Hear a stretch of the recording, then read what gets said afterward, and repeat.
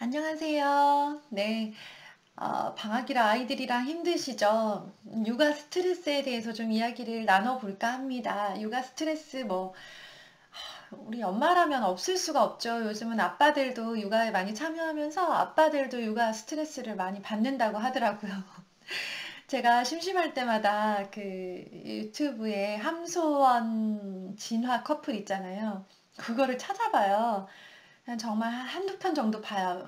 한두 편 보면서 그 둘이 막 그렇게 알콩달콩 하던 둘이 아이를 키우면서 이제 달라진 생활 패턴에서 이렇게 막 신경전이 오가고 긴장 상태, 전쟁이 난 것 같은 그런 상태, 그리고 육아 우울증을 겪고 있는 그 아빠의 모습을 보면서 참 남일 같지 않더라고요. 이제 이제 아이를 낳은 지 몇 개월 되지 않는 그들도 그렇게 스트레스가 심한데, 사실 우리는 지금 영상 보시는 분들 최소 엄마가 된 지 한 6년, 7년, 8년, 9년, 10년, 저만 해도 이제 만 10년이 넘었거든요. 그 오랜 시간 동안 육아 스트레스와의 전쟁을 하면서 지나고 있잖아요. 네, 참 지나고 보니까 너무너무 힘든 시기가 너무 많았고, 그럼 지금 괜찮냐? 지금도 괜찮지 않아요. 그런데 다만 좀 나아졌다라고 느끼는 이유는 뭐냐면요. 아이들이 커서? 아니에요. 아이들이 커도 또 이제 고민할 부분이 생기고, 크면 큰 대로 또 이제 새롭게 또 결정해야 되는 것, 고민해야 되는 것, 그리고 엄마와의 그런 관계들 다 있습니다. 있더라고요. 네. 그래서 이제 그 육아 스트레스 제가 지금 좀 나아졌다라고 느끼는 이유는 저 스스로 조절하는 그 훈련이 좀 됐다라는 생각이 들더라고요. 그래서 지나면서 가장 중요하다라고 생각이 됐던 거, 그리고 지금도 제가 하려고 노력하고 있는 거는 뭐냐면요. 엄마의 에너지를, 네, 에너지가 게이지로 표현을 할게요. 100이라고 한다면 100가지 있는 게이지 중에서 50 이하로 떨어지지 않도록 계속 노력을 했어요. 신경을 썼어요. 그러니까 내가 지금 게이지가 내려가고 있다는 거를 나는 이제 알게 되는 거죠. 육아를 10년을 해오면서 내가 지금 이제 많이 한 70, 80 정도 충만한 상태야. 난 지금 에너지가 있어. 라고 생각되는 순간이 있고요. 아, 많이 떨어졌다. 50 아니야, 30 이하로 떨어졌다. 아니면 정말 바닥이야 라고 느껴지는 그 순간, 그거를 내가 스스로 감지할 수 있게 되었다는 거죠. 그 부분에는 좀 민감했으면 좋겠어요. 그게 민감해야 그거를 조절하고, 그거를 올리고, 내려갔을 때 끌어올릴 수 있어야 아이들과 육아에서 살아남을 수 있겠더라고요. 네, 육아를 이렇게 하다 보면 정말 말도 안 되게 나 스스로 너무 부끄러운 순간이 많잖아요. 사실 많죠. 예.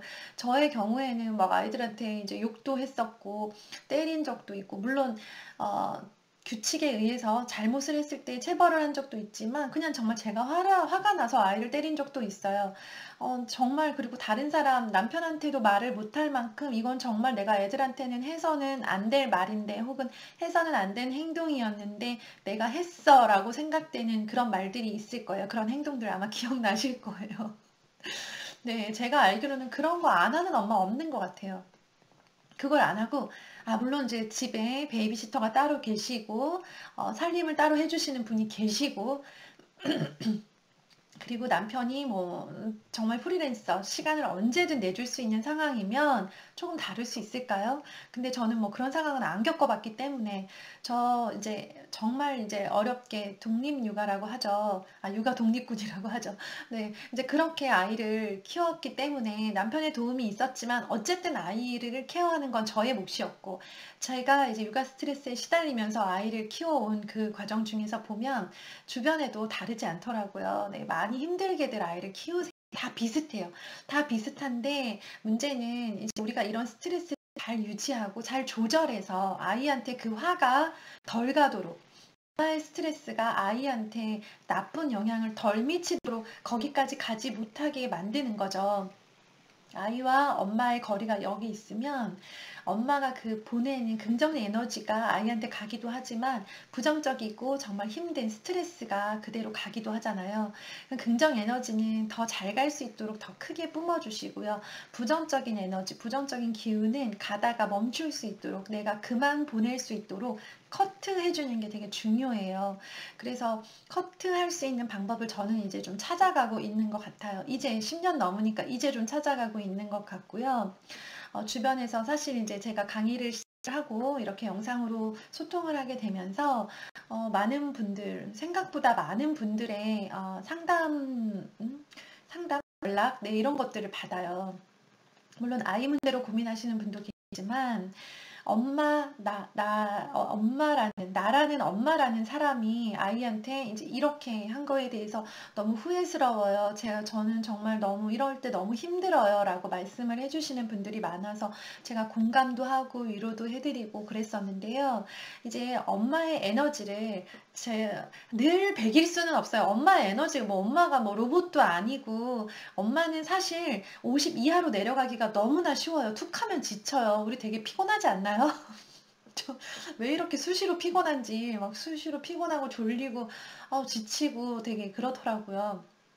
그래서 욕심 부리지 말자. 다만 50% 이상은 50 정도로는 유지를 하자라고 좀 소박한 욕심을 냈어요. 100은 현실적이지 않고 저는 그렇게 에너지가 넘치는 사람이 아니기 때문에 좀 약간 기운이 없어요. 그래서 50% 정도만 유지를 하자라고 생각을 했고 저의 에너지, 엄마의 에너지를 50%로 유지할 수 있는 방법. 나름 제가 이제 최근 몇 년, 최근 한 1, 2년간은 50% 정도가 쭉 50% 이상으로는 계속 유지가 되더라고요. 그렇게 할 수 있었던 것에 대해서 무엇 때문에 내가 50%를 잘 유지할 수 있었을까라는 그것을 좀 생각했던 걸 좀 나누고 싶습니다. 그래서 이 부분에 대해서 늘 어렵다, 후회스럽다, 내가 스트레스가 좀 너무 많다라고 생각되는 분들께 도움이 되셨으면 좋겠어요. 첫 번째 방법은요. 네. 정말 너무나 현실적인 이야기인데요. 너무 화가 날 때 있잖아요. 아이 때문에. 딴 데서 뭐 화가 들어왔을 수도 있어요. 네. 뭐 다른 일 때문에 내가 신경이 계속 거슬린다거나 아이 때문에 화가 났어요. 그래서 지금 아이의 모습을 보니까 너무 화가 나요. 좋은 소리가 안 나와요. 막 소리를 지르고 싶고 질렀고 내가 막 이 부글부글 끓는 이 스트레스를 어떻게 조절이 안 돼요. 그러면 여기서 커트. 네, TV를 틀어주세요. 스마트폰을 쥐어주세요. 저는 스마트폰 쥐어주지 말라고 날마다 말하는 사람이지만 이럴 때는 쥐어주셔야 돼요. 왜냐하면요. 이럴 때 아이와 엄마가 붙어 있으면 엄마 입에서 독이 나올 거예요. 그 독이 아이한테 가거든요. 네, 아이한테 독을 뿜는 것보다 차라리 네, 만화 영화를 보게 냅두는 게 낫습니다. 만화 영화를 틀어주고요. TV를 틀어주고 스마트폰, 뭐 아이패드 이런 거 쥐어주고요. 한 30분, 1시간 자유시간을 주고 방으로 들어가세요. 들어가서요. 나는 내 핸드폰으로 내가 좋아하는 거 보세요. 저는 이제 그럴 때 우리 현빈님의 영상을 많이 봅니다. 옛날 드라마부터 시작해서 유튜브에 치면 나와요. 그래서 그걸 이렇게 보면서 한 30분 보고 나면 조금 이렇게 마음이 그렇게 막 끌었던 마음이 조금 내려가는 느낌이 들고 그렇게까지 그럴 일은 아니었네 라는 생각이 또 들더라고요. 그러니까 거리를 두는 게 되게 중요해요. 아이들이 따라 들어올 수 있으니까 엄마가 화가 났고 스트레스가 너무 높은 상태에서 아이들이 들어와서 또 귀찮게 할 수 있으니까 아이들의 혼을 빼놓기 위해서 네, TV랑 이제 스마트폰, 유튜브를 이용을 하세요. 그럴 때는 이용하셔도 돼요. 다른 때 쓰지 말라는 거지. 엄마가 독을 뿜으면서까지 아이들이랑 붙어 있는 건요. 정말 최악의 상황이에요. 그 상황은 만들지 마세요. 네, 그래서 그럴 때는 떨어져 있는 게 좋습니다. 두 번째는요. 너무 화가 났는데 밥을 하느라 에너지를 쏟지 않으셨으면 좋겠어요. 네, 이렇게 막 정말 너무 스트레스를 받고 화가 나 있는 상태에서 막 화를 내면서 막 밥을 하는 거예요. 그러고는 막 먹어! 막 이렇게 하죠. 네, 저도 잘 하는 짓인데요. 그것 때문에, 그러니까 화가 난 상태에서 밥을 한다고 힐링이 되고 기분이 좋아지는 사람은 없을 거예요. 특히 이제 우리 주부들은요, 마지못해 밥을 하는 거지 막 되게 기쁨으로 막 이제 오늘 이 음식을 우리 아이들이 먹고 건강해지고 쑥쑥 자랐으면 좋겠어. 이런 생각으로 음식을 잘 하진 않잖아요. 해야 되니까, 내가 해야 되니까 하는 거예요. 그런데 이 화난 상태에서 꾸역꾸역 밥을 하면서 그러면서 막 그런 막 그런 공포 분위기에서 아이들이 밥을 먹도록 하지 마시라는 거예요. 우리가 사실 이제 저는 캐나다에 있으니까 너무 힘들어요. 그런 걸 대체할 만한 음식이 없어서 힘든데 한국에서는 대체할 수 있는 음식이 너무나 많잖아요. 떡볶이랑 순대를 포장해 와서 먹여도 되고요. 10,000원이면 되잖아요. 그죠? 10,000원에 해결할 수 있는 식사거리가 한국에는 많습니다. 잘 생각해 보세요. 빵도 있고요. 우유도 있고요. 시리얼도 있고요. 김밥도 있고요. 떡볶이도 있고요. 치킨을 시켜도 되고 피자를 시켜도 돼요. 한국 그렇게 먹는다고 안 죽고요. 내가 씩씩대면서 화를 뿜으면서 했던 그 밥보다 그냥 그냥 좋은 분위기에서 엄마가 기분 풀고 이렇게 한 끼 시켜 먹고 나가서 먹고 사다 먹는 게 아이들한테는 더 좋은 일이에요. 내가 아이를 잘 키우고 하다가 스트레스를 받아놓고는 그 스트레스를 아이들한테 주지 않으셨으면 좋겠어요. 그러니까 밥하느라고 더 화가 막 돋구어지고 밥하느라고 에너지를 더 쏟으면서 에너지가 50% 이상으로 자꾸 내려가는 그런 경험은 하지 않으셨으면 좋겠어요.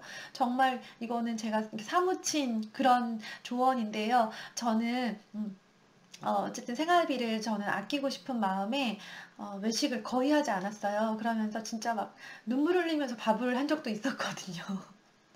어떻게든 이렇게 밥을 해서 먹어야 된다라는 압박이 저한테 강박이 좀 있었던 것 같아요. 그래서 쌀을 씻는데 갑자기 눈물이 나더라고요. 너무 그날 스트레스가 좀 저한테 많았는데 저녁 시간이 다가오니까 밥은 해야 되고 남은 밥은 없고 밥을 새로 안 쳐야 되는데 쌀을 씻는 것부터 시작을 하는데 눈물이 막 나더라고요. 근데 제가 지금 돌이켜서 생각을 하면 그때가 2년 전, 3년 전 정도 됐는데 지금 다시 생각을 하면요. 그렇게까지 속상해하고 스트레스 받아하고 화를 내면서 했던 밥 한 끼가 정말 우리 가족한테 따뜻한 그런 의미의 식사가 되었을까 생각해보면 제가 정말 그렇게 우울하게 막 눈물 흘리면서 짜증내면서 했던 그 밥은 아이들한테는 정말 아무것도 아니었구나라는 생각이 들더라고요. 그때는 정말 제가 그 기분을 훌훌 터는 의미에서 나가서 떡볶이와 순대를 사와야 되지 않았을까라는 생각이 지금 생각하니까 많이 들더라고요. 그래서 네, 그 에너지를 좀 아끼셨으면 좋겠어요. 특히 지금 이제 방학이고 너무 덥잖아요. 더워서 아이들을 챙기고 공부시키고 방학 숙제 시키고 잘 먹이고 재우고 어디 놀러 갔다 오고 견학 갔다 오고 체험학습 시켜주고 이것만으로도 너무나 힘든 시즌인데요. 그런데 또 이제 돌아와서 지친 몸으로 막 밥을 하느라고 너무 에너지를 쏟고 그러다가 애들이 제대로 씻지 않고 막 자기 할 일 알아서 안 하고 있으면 확 한 번에 화를 내고 이렇게 반복하면서 이렇게 좀 힘들게 지내지는 않았으면 좋겠다는 진심 어린 조언입니다. 네. 그리고요. 이거는 이제 되지 않는 상황의 분도 많으시겠지만 세 번째는 제가 드리고 싶은 말씀은 운동과 독서 시간을 확보하시라는 거예요. 이거가 장기적으로 봤을 때 엄마의 에너지를 50% 이상으로 유지하는 일에 너무나 큰 도움이 될 수 있어요.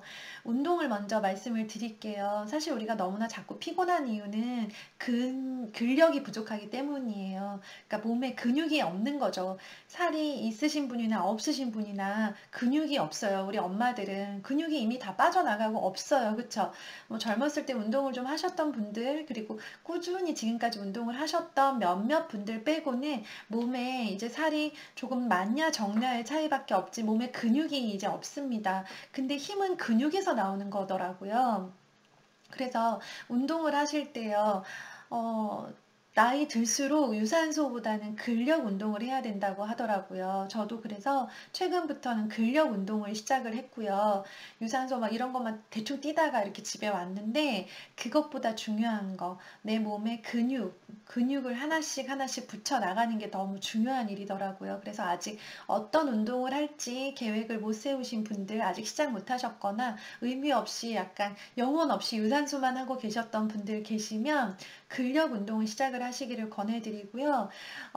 그러면 근력 운동, 우리 또 거창하면 안 돼요. 거창하고 돈이 많이 들면 안 하니만 못 하거든요. 저는 그렇게 생각해요. 돈이 들지 않으면서 그리고 바로 시작할 수 있는 것, 그것부터 시작을 하는 게 뭔가 영상을 보고 책을 보고 나서 바로 실천으로 옮길 수 있어야 저는 보는 의미가 있다고 생각을 해요. 그렇게 해서 내 일상이 조금 달라지고 내가 아이를 키우는 게 조금이라도 달라져야지만 이렇게 보고 있는 게 의미가 있죠. 제 영상을 아무리 열심히 보셔도요, 일상이 바뀌지 않으면 저는 의미가 없다고 생각을 해요. 운동을 하실 때요, 지금 제가 너무나 좋은 세상이에요. 근육 만드는 방법 있잖아요. 근육을 하나하나 쌓는 방법도 유튜브에 너무나 좋은 영상들이 많아요. 그래서 PT를 받으면 너무 비싸잖아요. 저는 PT 받아본 적이 없어요. 근데 그냥 이제 하나하나 계속 제가 해가면서 그리고 영상 찾아보고 하면서 팔 근육 만드는 거, 그리고 다리 근육 만드는 거, 스쿼트 할 때 자세 잡는 방법, 이런 것들을요, 그냥 하나씩 하나씩 공부하면서 하고 있어요. 근데 나쁘지 않아요. 네. 일단은 무료잖아요. 무료고, 내가 스쿼트 바른 자세로 하루에 100개씩 꾸준히 해야 되겠다라고 하면요. 하체 근육도 생기고 이거 덕분에 이제 오랫동안 건강하게 잘 걸어 다닐 수 있는 거죠. 하체의 건강이 평생을 좌우한다고 하잖아요. 이제 그런 식으로 근육 운동을 많이 하셨으면 좋겠고요. 그다음에 독서 시간을 확보를 꼭 하셨으면 좋겠어요. 네. 아주 가볍고 아주 누구에게나 술술 읽힐 만한 책들을요. 그냥 편안하게 하루에 30분씩 정도 보세요. 핸드폰 많이 보시는 거 그냥 괜찮아요. 냅두고요. 그거와는 별개로 30분 정도 책을 읽으면서 조용히 글을 읽으면서 뭔가 에너지를 충전하는 그런 시간을 꼭 확보를 하셨으면 좋겠어요. 그게 처음에는 좀 어렵다. 그리고 이게 뭐 나한테 도움이 되겠어 싶은데요. 시간이 오랫동안 지나면서 점점 운동을 하고 독서를 하는 그 확보된 그 시간을 통해서 에너지가 30밖에 없던 에너지가 쑥 올라가는 걸 느끼실 거예요. 그런 생산적이고 건강한 활동, 건강한 매일의 습관에서 나오는 건전한 에너지가 있어요. 거기에서 나오는 에너지를 아이들한테 주는 거예요. 내가 에너지를 막 다른 엄마들과의 수다, 그건 스트레스를 풀고 오는 거죠. 근데 에너지를 얻고 돌아오기는 힘들어요. 사실 앉아서 3시간, 4시간 떠드는 거 쉽지 않아요. 그쵸? 네, 거기에선 스트레스를 풀고 오시고요. 그리고 내가 좋아하는 영상, 드라마 같은 거 보면서는 스트레스를 푸시고요. 운동과 독서 시간을 확보함으로써 내 에너지를 끌어올리시는 거예요. 그렇게 올라간 에너지, 그 에너지를 가지고 아이들한테 이제 대화를 할 때도, 그리고 말 한마디를 해도 내가 좀 달라지고, 그렇게 하면요, 가장 좋은 거는 내가 기분이 좋아요. 내가 화를 내잖아요. 화낸 엄마들은 다 똑같아요. 아이한테 화풀이한 엄마들은 그냥 다 똑같아요. 엄청 후회합니다. 그리고 나를 너무 자책하고 아이한테 미안하게 생각하고 내가 이거밖에 안 되는 사람이었나 하면서 나 스스로를 좀 굉장히 좀 자존감이 낮아질 수밖에 없어요. 그런데 내가 이렇게 잘 관리한 에너지로 우리 아이한테 좋은 에너지를 주고 선한 말을 했어요. 그러면 누가 제일 좋냐면 엄마 스스로가 가장 좋은 거예요. 나 스스로 만족스러운 거예요. 내 행동이, 내 모습이. 요 정도면 괜찮네. 나 오늘 그래도 아이들한테 잘한 것 같아. 나쁘지 않았어. 그리고 내일은 이렇게 또 해봐야지 라고 결심을 하게 되고 그러면서 에너지가 계속 유지가 되는 거거든요.